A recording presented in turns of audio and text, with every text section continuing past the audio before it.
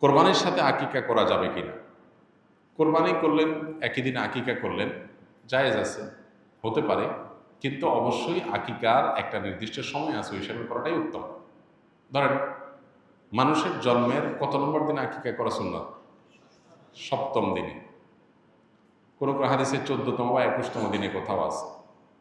এটা হলো আকিকার একটা সময়। এটা মিস হয়ে গেলে তখন অপশন আছে, পরে করলেও হবে, কিন্তু ইচ্ছাকৃতভাবে এটাকে মিস করে কোরবানির জন্য অপেক্ষা করার তো কোনো যুক্তি নেই। কোরবানির যেরকম একটা সময় আছে, আকিকারও কি আছে? সময় আছে। আপনি বিলম্ব করে ওই পর্যন্ত নিয়ে গেছেন, সেটা তো অবশ্যই একটা একটা ভালো কাজের লঙ্ঘন হলো, অন্তত মোস্তাহাবের খেলাফ তো অবশ্যই হলো। তো এটা অনুত্তম সন্দেহাতীতভাবে।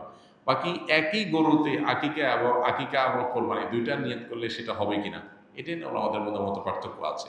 সন্দেহের ঊর্ধ্বে উঠতে চাইলে, ইখতিলাফের ঊর্ধ্বে উঠতে চাইলে অবশ্যই আলাদা আলাদা পশুতে করাটা